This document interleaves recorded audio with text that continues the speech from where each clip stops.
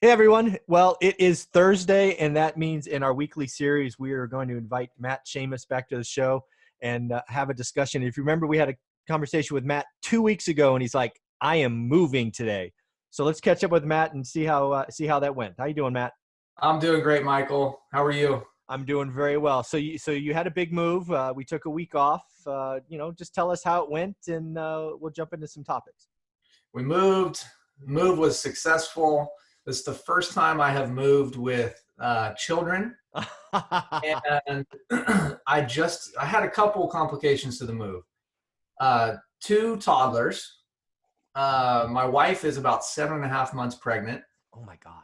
and I just am recovering from ACL surgery, which I had in December. So it was a big move, and we're very happy in our new house, and everyone's excited. We're all ready to go, but it was definitely, it made me feel all the comments that people have about moving is so difficult. I had never felt that before. I felt it a little bit this time. And you didn't move far, right? You didn't move cities or whatever. How far, like door to door? 5 miles. Yeah, but you Yeah, still, we it moved. doesn't matter if it's 5 blocks or 500. You still got to fill up a truck and empty a truck or several That's right. trucks. That's right. And with kids, we just didn't realize how much extra stuff we have. Those darn kids are pack rats. Yeah, that's right. That's right. That's funny. Well, that's very cool. I'm glad we were able to get back. I'm glad you're just kind of settled in. There was a topic we wanted to talk about last week. We moved it to this week, and that was, lots of people come to us, right? They're full-time employees. They have 401ks. They may have some stocks, right? Company stocks or others. And they look at us as real estate guys. And they're like, okay, I want to ask you some questions about your personal portfolio. So again, none of this conversation is going to be advice. We're not going to make any recommendations, but I get asked so many times, we are just going to answer a series of questions. You cool with that? Yeah, let's do it. Awesome. So the first one that comes out usually is some kind of question around diversification. Diversification could take a geography. It could take an asset. It could take a type, right? How much physical assets versus stocks. So when somebody asks you about your personal diversification, what do you think, Matt? How do you look at that question? Um, I think this is something that has evolved for me personally over time, and probably will continue to. Yep. As I like to have, and I aspire to have, multiple streams of cash flow that are independent of one another, Yep. and just non-correlated. Oh, okay. So cash flow is probably more important to me than appreciation. Mm-hmm. I do love appreciation. But why that's important, or I guess why that may be important, an important distinction is, do you get cash flow from investing in GE stock? Yeah. Not really. Not really. Yeah. You might get a small dividend, but you're not getting cash flow. You have the potential. You're investing for the appreciation of the stock. Yeah. I worked at Facebook for 6 years. My wife still works at Google. So we, over the course of our employment, we've been exposed to those stocks pretty significantly. Sure. They don't produce any cash flow, right? They're strictly appreciation. Mm-hmm. And so that is valuable if you can pull that money out and use it to do something with, but it doesn't improve your lifestyle day to day. It doesn't pay the bills. It doesn't put food on the table. So I have a little bit of a kind of, I lean towards streams of cash flow. So I have a couple businesses that produce some cash flow that are non-real estate related. Of course, I have the real estate business. And the way I think about real estate is, each individual property is kind of its own little business. Mm-hmm. And then they are under the umbrella of a broader business that has its own kind of goals and direction and vision. Mm-hmm. So I think about just planting little seeds, and each of those little seeds bearing some kind of fruit continuously. Mm-hmm. I think that's more important than, excuse me, the broad definition of diversification. I think diversification is really important I think it's more important the more passive of an investor you are. Yeah. So if you want to set and forget your investing, then I think diversification is pretty important. And this is where things like index funds or ETFs, which are low cost, low fee, diversified stock portfolio options, I think those are really valuable for certain people. It doesn't fit my personality. I like to be able to control things, and I like to be able to feel like I can manipulate where things are, where my investments are going. So that's kind of how I personally think about diversification right now. But I will say I still own some stock. I still own some Facebook and Google stock. Almost by default, I'm essentially waiting to deploy that capital into more real estate deals, but I'm doing it in a kind of methodical way. Sure. I did cash out my 401k. I'll just mention that. Maybe that'll come up later in our discussion. Yep. So that's kind of how I think about it. How about you? Yeah. So diversification is, like you, I think it evolves for everyone. When I was younger, right, just starting my real estate journey, I thought diversification was kind of like a must-have, right? You've got to do it. You've got to de-risk, all of those things. But as I went down my journey, and as I kind of share in the book, right, we now have 90-ish% of our net worth, which again is not a number I track with all great regularity because I think it's a bullshit number. But I mean, it's the only thing I could think of to compare it to, in one market in real estate. Yeah. Right. We own 0 stocks. Technically, I think my wife owns a rounding error of stocks, but it's stuff she's held for 20 years. I'm sure that our daughter will end up getting. But I own 0 stocks. We are in one market. We did look in 2008 to potentially go to another one. I saw that as more risk because at the time I didn't have time to manage 2 different teams, right? So I have evolved into diversification is for the less confident. It is for the folks that don't want to work. So I put all my eggs in one basket and I watch the freaking basket, right? Well, you're an expert, right? You're an expert at what you do. And it would be silly of you in a way to diversify, right? Because it's a known entity. You know exactly what you can go achieve on your next deal in Fresno. Yeah, and we're still doing deals. Yeah, and you don't know what you can achieve. There's risk when you open up to maybe moving into a new market or a new asset class or whatnot. So that makes perfect sense. Yeah, not only risk, but painful scars, right? We've talked off camera before. I lost 6 figures in the .com crash. I mean, that's a memory that you're not soon going to forget. And it's been almost 20 years and I'm still not over that, right?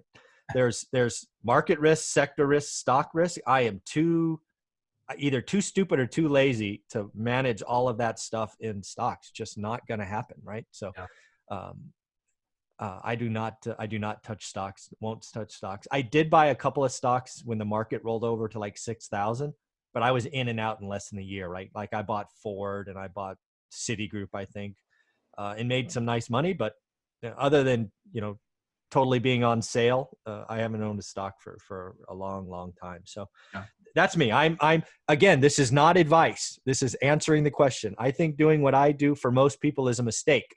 So don't follow this advice, but I got to answer the question because I get it asked all the time. Yeah. Next up, 401k. So when you left, it was Facebook, right? When you left Facebook, you cashed in your 401k?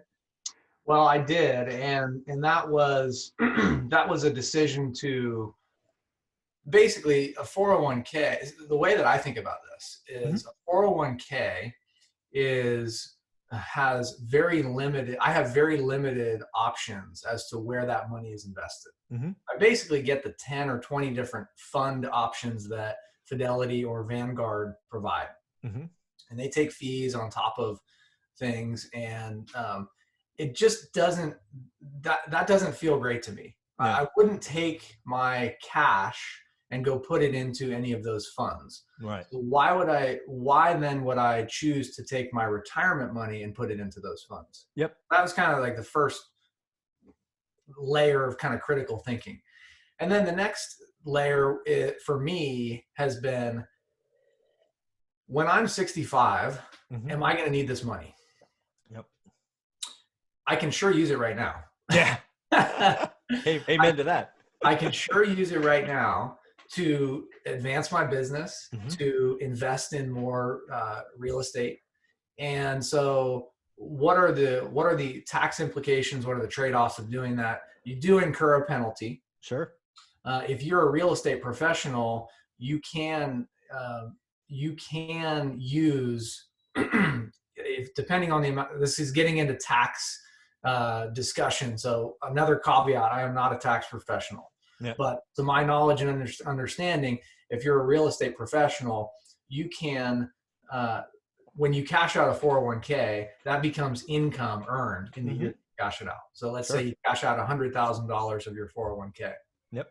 And you're at a 35% federal tax rate. Yep. 35 grand of that is going to go to pay Uncle Sam.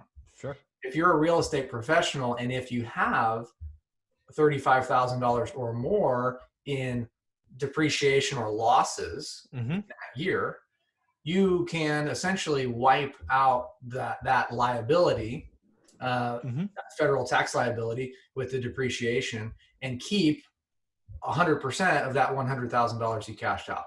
So that's the route that I chose, to take. I also think this is important because it shows for our investors some pretty solid faith in what we're doing. I literally cashed out my retirement to fund a portion of our business. Nice. And I think that's an important story.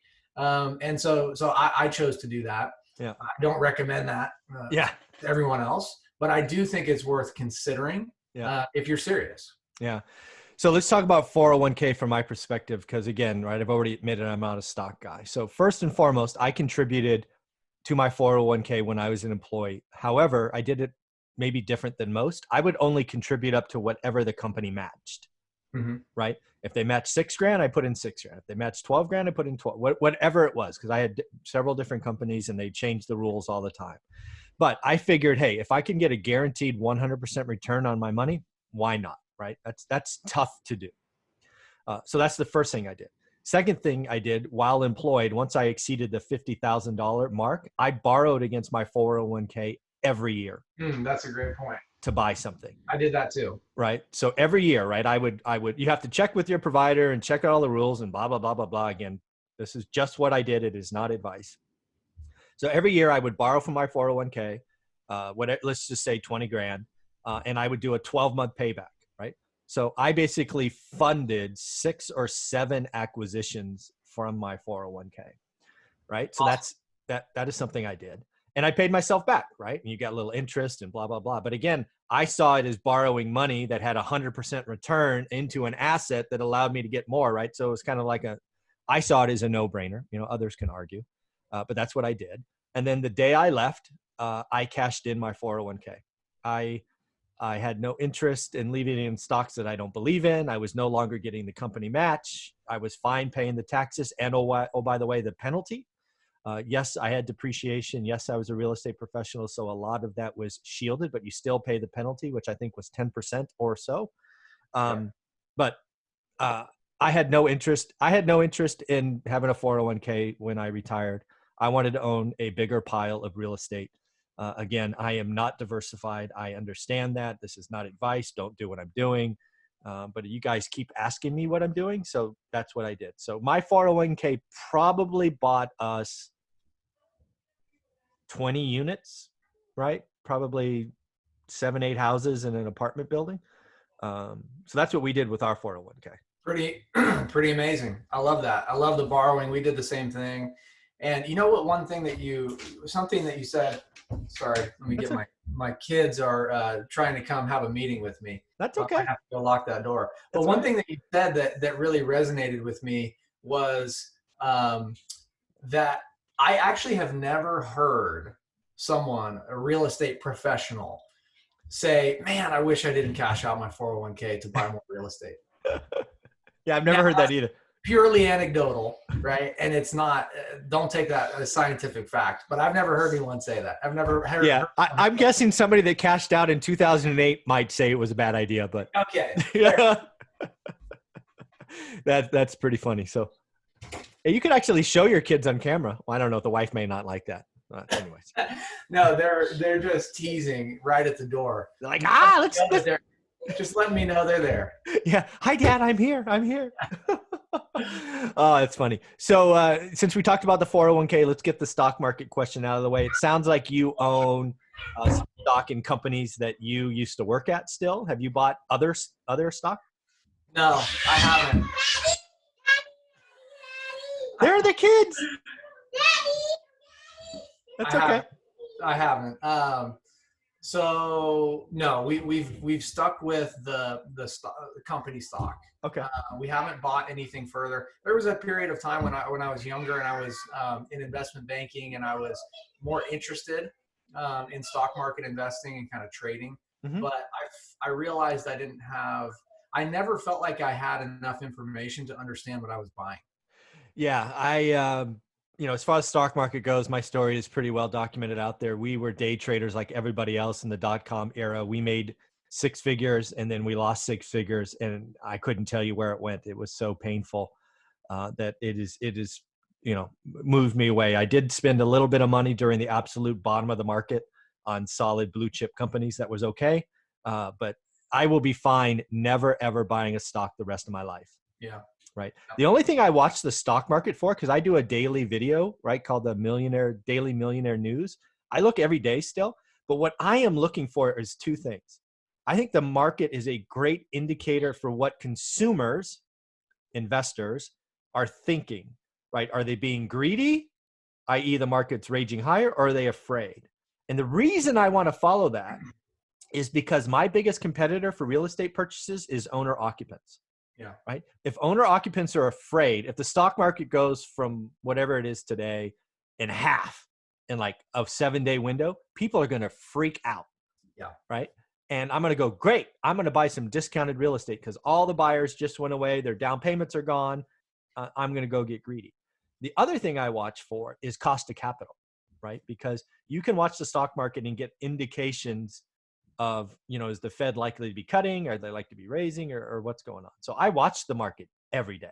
I read between 50 and 75 minutes a day on stuff going on in the market, right?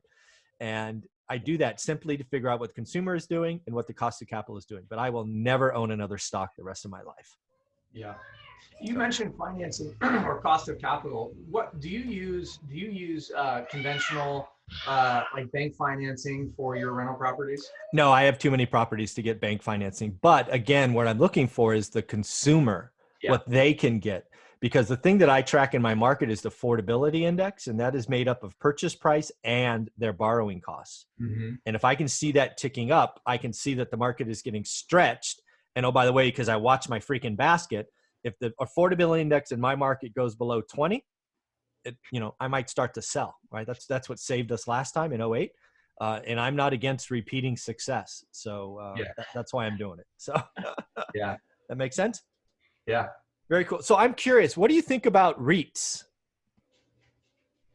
Well, yeah. So REITs versus an investment property, I see. Yep. Or real estate, tangible real estate ownership. Correct.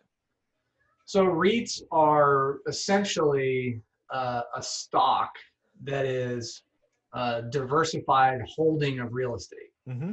but you own the stock. Yep. You don't own the actual underlying asset. Correct. Yep. When you own a rental property, or if you were to invest with someone like us, you actually own the underlying property. Mm-hmm. And when you own the underlying property, you get some pretty tremendous tax benefits. Yeah. And you get some control as well. So I think REITs, again, are maybe interesting they typically pay a dividend from my understanding. Yes. Correct. Yep. But they're essentially a stock. Yeah. So I think they're an interesting way for a purely passive investor to expose themselves to the broader real estate market. Mm-hmm. I think that's a way to do it. Right. But you own a stock, right? Yeah. No tax benefits. It is truly passive. And I think if you're interested in tax benefits, and if you're interested in maybe a little bit more control over your destiny, I think owning the underlying asset is more valuable. Yeah, I think REITs are interesting. It's a way for the average folks to get a little exposure to real estate. So I think it is a good asset class. In full disclosure, the last company I was at in my 401k had a REIT option. So I, of course, selected that. That was where I put my money because, again, I'm a believer in real estate. So I did own a REIT, or at least I think it was a portfolio of REITs, actually. I think it was an umbrella, whatever. Anyways, so when in doubt, I put my money there. Again, I only had a 401k because of company match and all of that. But to your point, it's not, you don't own the asset. You don't get depreciation. You don't get the benefit of making the decision. You're basically in a REIT paying somebody else to make decisions. Yeah. And as we've talked throughout this episode, I work very, very hard, watch my freaking basket. I want to make the decisions. I want to succeed or fail on my own. I am not about giving control to anyone else. Yeah. Is kind of how I feel about it. So in my opinion, outside of my 401k, a REIT is a stock, and you've heard my opinion on stocks. I won't ever do that. So something I think we should also ask is, there's a big talk now, especially from Grant Cardone, about not owning your home. I don't know. Do you own the home that you've just moved into, or was it a rental? No. And this is a good topic because I don't know what Grant Cardone's views are on this topic, but I can tell you mine, and I think they're a little bit contrarian. Okay. So no, I don't own the home that I'm in. Okay. And there's a couple of reasons for that. But primarily, we decided handful of years ago, that we were going to rent likely until we were ready to buy our dream home, pretty much in cash. Okay.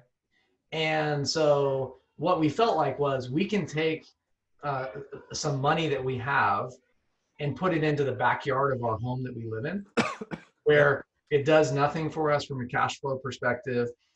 We are betting and banking on the appreciation of the property, which we have limited control over, very limited control over. Or we can take all that money and put it into another investment property or 10 other investment properties, which do produce cash flow and which we have very significant control over, and let each of those eggs grow and grow and grow, or those seeds grow and grow and grow. And at some point we will have, a much more significant amount of capital to go put into our own home that we want to own. So that's really the decision that we made. Now, on top of that, where we live in the Bay Area, it's actually cheaper to rent than it is to buy. Absolutely. You can rent a $2.5 million home. I'm going to shock some people probably that are not in California, and specifically in the Bay Area, which, let's acknowledge, is a bubble. We all know we live in here. This is a very unique place. Yeah. But you can rent a $2.5 million home here for $6,000, $7,000, $8,000 a month. You can't, if you're going to buy that home and you're going to put 20% down, or your property taxes and your mortgage and interest are going to be at least that, if not higher. Oh, probably higher. Yeah. Yeah. So it's actually just more financially feasible to rent a home than it is to buy one. And so that's the decision that we've made. Yeah. And it's not, a lot of our friends, almost everyone owns their own home. Yeah. But what they don't have is a real estate portfolio like we do. Exactly. And so there's a battle. There's a back and forth. And that is one thing that a lot of people kind of in my network that have chosen the more conventional path, there is some interest in what we are doing because it's different, and because the logic is real. The logic, I don't think, is flawed. But I think that also takes maybe some discipline and some definitely some discussion between you and your partner, your spouse. Yes. Because you need to be on the same page there. There's no question. The conversation doesn't go away. It's just continuously happening. Yeah, that's interesting. So first and foremost, Grant Cardone and you agree 100%. Okay. That's exactly what he is saying. It's basically take that money, use it to create 10 other eggs and watch those eggs grow. So, in so many words, you agree. So let's again answer the question for us. So again, I'm a little bit older than you. So our goal in our 20s was ultimately to buy a home. We ended up buying the condo that we still live in today back in 1999. So really pre-Valley being Valley. right? This is before Facebook, before Google, before all of that stuff. So you can actually look it up in Zillow, so it's no real secret, right? So we bought it for just over 300 grand. Let's just say it's worth a lot more than that today. So, you know, we do own the house that we live in, you know, to answer that question. But to answer the real question is, would I buy in the Bay Area today? There is no freaking way. I would rent today. It is just cheaper. I believe the Silicon Valley in general is one .com crash-like event away from a 25 to 30% price hit. Yes, that includes our house, but we have no intention of moving. It's centrally located. It's easy for us to get around, blah, blah, blah, blah, blah. So we own our house. I wouldn't buy today. I think the Bay Area is a bubble. It's up for a 25 to 30% hit when the next crash company comes. Is it this year? Is it next year? Is it the year after? I have no idea, but I know it's coming because it is so unaffordable. So I believe if we were 15 years younger, we would be renting without question. And we might actually leave the Bay Area because now with technology and Zoom and all these other things, you can literally live somewhere else. And if we didn't have, you know, my roots go back almost 50 years, you know, in the locale that we're in. If we didn't have that and the house that we are in that we own, we would be gone. But, you know, it's crazy here. Okay, one related question. Sure. Do you, and this is a little bit personal, but go ahead. Hopefully this is okay and in bounds. Have you used the equity in your home to finance investment properties? Absolutely. And do you have a mortgage on your property today? Because if you don't, and you just own the property outright, you have created a ton of value for your life and your flexibility by not having a mortgage payment or a rent payment. Who can say that? Very few people. Yeah. So a couple answers there. So because we've owned this house over 20 years now. Wow, that's amazing. So we've had equity lines a couple of different times that we've used to buy assets. Absolutely. We used that strategically because the one thing that Olivia and I agreed on right from the start is we were never risking our home. But we were willing to use it as cash freed up from other investments. Like I remember one apartment building we bought, we needed $100,000 immediately. We stroked the check from the equity line because I was getting some RSU money and she was getting some options and all of that over the next 12 months that we agreed to. Every time those chunks came in, we would just send it at the equity line. Yeah. So we did use it as cheap short-term financing. We have now, given the position we're in, shut down the equity line. We could get it back pretty easily. We do have a small mortgage on it that is like 3.125%. You know, when you factor in interest deduction and inflation, it's like, why would I pay that off? But it's minuscule. It's like year 18 of a 30-year loan, so it's really, really small. We will eventually pay it off. We've toyed with the idea that just writing a check to pay it off. But again, we look at it going, why would we do that? We'd only get 1% on our money or 1.2%. Let's go buy something else. Right. So we do have a loan, but it's significantly less than your rent payment. And oh, by the way, Prop 13 means our tax payment is ridiculously small as well. So yeah, that's one of the reasons that is one of the big factors we were able to retire when we did, because our monthly nut for living expenses is, you know, probably 10 or 15% of our neighbors. Right. Yeah. So. Which is amazing. I mean, that's an amazing accomplishment, honestly, in and of itself. Yeah. Yeah. So it's pretty cool. So when you talk to your friends and you're out there, because again, like you, right, I still talk to my coworkers and all of that. Most of them do own, right? Most of them, I just feel bad for them, right? They save up. They're now in their mid 30s, you know, maybe early 40s. They finally buy their dream home in Mountain View or Los Altos or Saratoga or Campbell or any of these 7-figure markets. And I'm like, oh, you have just signed up to be a slave almost, right? Because that's the wrong word. But you've saved up for a monthly payment that's going to hurt every month.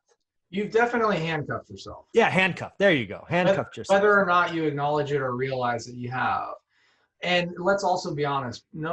Very few people are buying the average employee here is not buying their dream home. Oh, no. They're buying a $2 million, 3-bedroom, 1-bath, 1960s built house that someone else looks at and says, we should tear this down and use the lot. Exactly. And It's so, so bad here. yeah, I don't think, I think I mean, listen, this is goes way back, way before us, but keeping up with the Joneses is real. Yeah.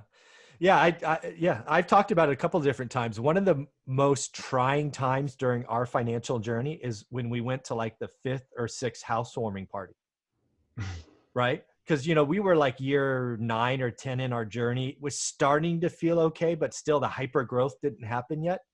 And I started bawling in the car.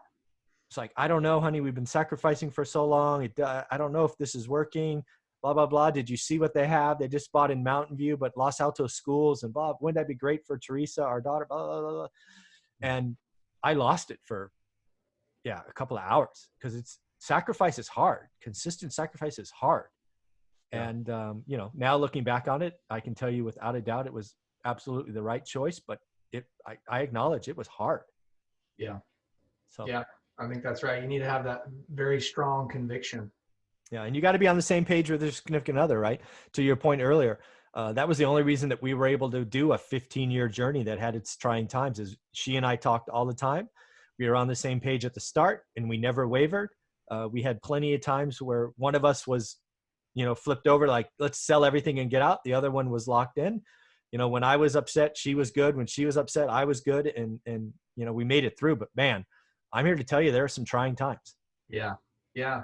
Well, I actually agree with you. I don't think my wife is amazing. She like is so supportive of my entrepreneurial endeavors, but she is she also has kind of what I would call more traditional views. Uh-huh. And so we discuss and debate and talk, and it's mostly, up until recently, it's mostly been me kind of attempting to educate her and persuade her that the path that we're going down is the right one. But yes, this is a never-ending discussion. It's a never-ending battle. Yeah, and it should be, right. You should. I mean, you signed up for at least a decade or two journey, and you should always be checking base, because there are some rough moments. I agreed. 100% agreed. Very, very cool, Matt. Well, this has been a great talk. I'm glad we got it. I'm going to refer people back to this video for years to come. You want to ask me about this? Go look at this video. I answer all the questions. It's not advice, but here you go. Yeah, good. Michael, thanks for having me. I appreciate it, and look forward to next week. You got it, buddy. Take care of yourself. All right.